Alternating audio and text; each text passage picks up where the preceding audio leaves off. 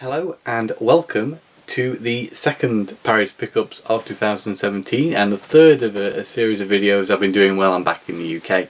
I'm flying back to Denmark tomorrow, so this is it now from the UK for a while, and this final episode will be about more retro type titles. Now when I talk about retro, I'm talking about what's the oldest thing we got here?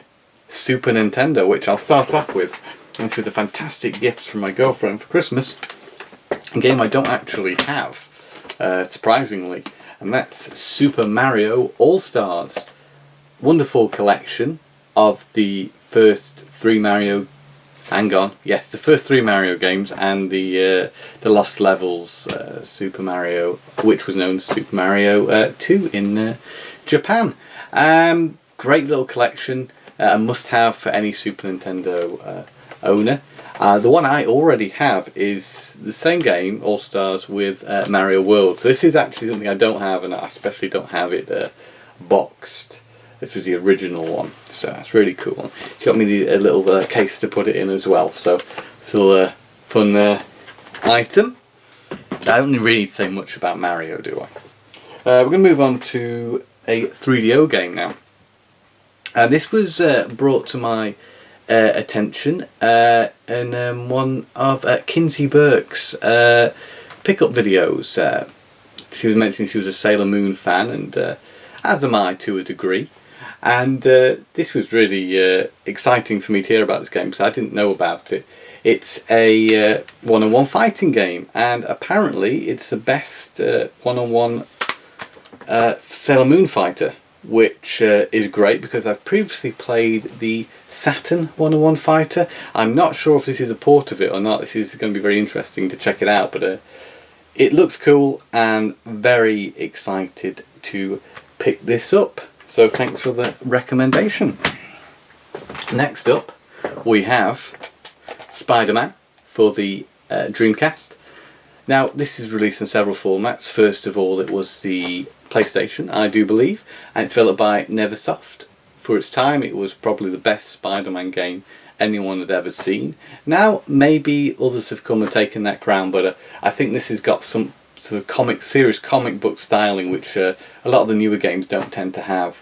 And I played a little bit of this. I can imagine at the time it was particularly impressive, and it still is fun to swing around and climb buildings as Spider-Man, but we've done it a million times now, so... but still, I really love the presentation. I really like the cutscenes, as old as they do look now, some of the CG in them. I noticed nobody's hands could really animate, so everyone was just running around with their palms, holding things without gripping them and such. But that's a minor criticism of the cutscenes. The actual gameplay is fairly robust, and of course on the Dreamcast it looks really sharp. I heard this was the best version of the game to pick up, and even though it was a little bit more expensive than some of the other versions, I thought why not go for it, because I don't have a Spider-Man game on the Dreamcast, so this is the one. So it's in fairly good condition as well for a Dreamcast game.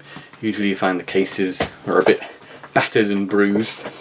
Two N64 games coming up now, both just loose cartridges, because I'm not really in the habit of buying box N64 games unless they're a bargain, because they can be quite expensive. So these are a couple that are on my list of things to get. First of all, Duke Nukem 0 Hour, which is fun. It's a little bit ropey, let's show its age a little bit. But the core gameplay in this game is really enjoyable. It takes a little while to get used to the control scheme. The N64 controller uses the C buttons to move, and then the stick to look around, which anyone who's played Turok before will know that it's a fairly easy system to pick up, but quite different from how games are played nowadays. There's a lot of controls in it. There's a lot of different objects you can select, and at first it can be a little bit confusing how you actually do that, but especially with no manual, because this game doesn't really have a tutorial, so it kind of, especially when I had to crouch at the beginning of the game and it gives you no indication of how to do it.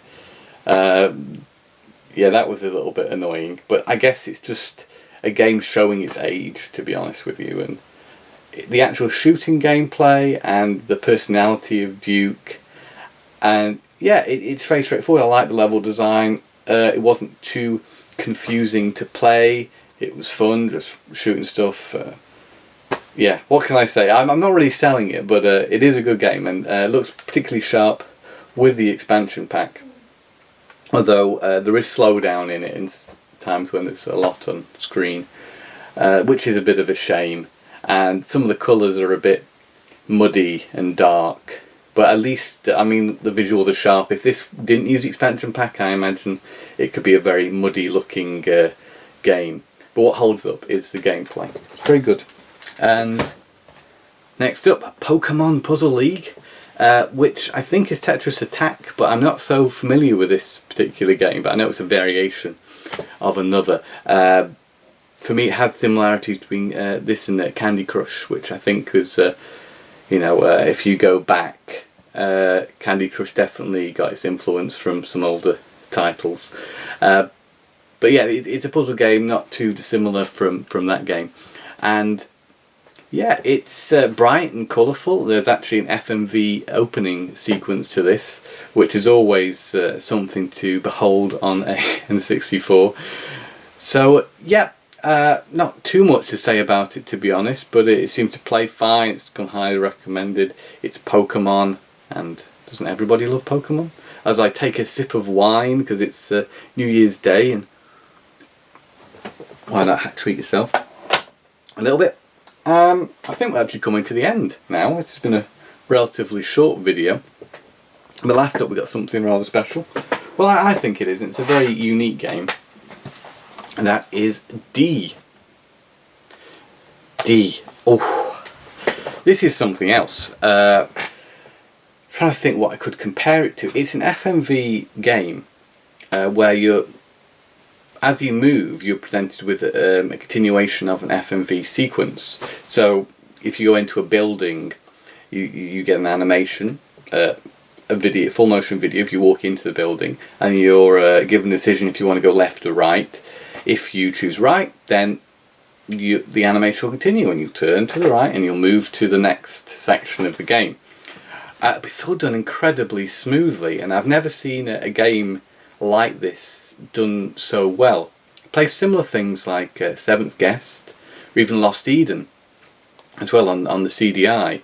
It's very much of the era of the FMV game, but it's got a really interesting storyline where your father, I think, has gone on some sort of mass murdering spree. He's a doctor, and he's done something terrible at a hospital, and you go in there to kind of find out what's going on, and it gets a bit supernatural as his disembodied head, if I remember, kind of warns you not to go any further because things aren't quite as they seem. And it's actually a really great setup, and I'm really disappointed I haven't been able to spend more time with this because it was really engaging, the atmosphere was fantastic, and it's like, there's not many other games like it.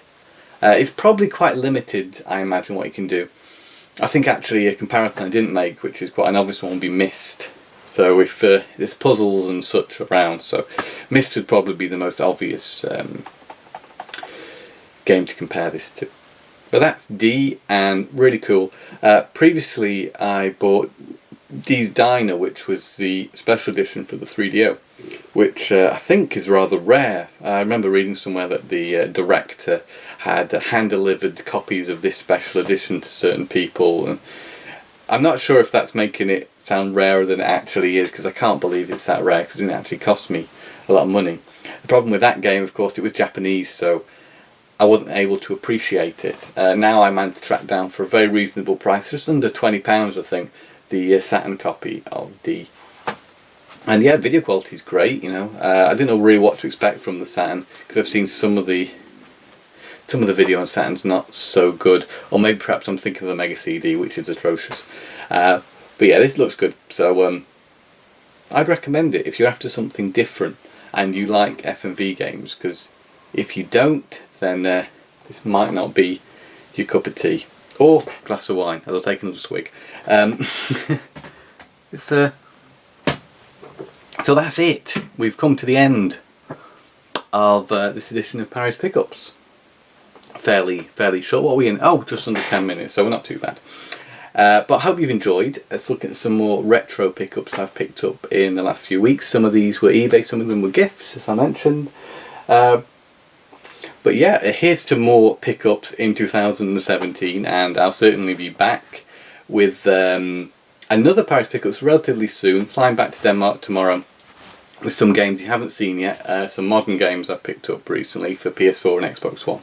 So I'll be sure to do a new Paris pickups on them sometime soon. So thanks again for checking out, and we'll see you in the near future.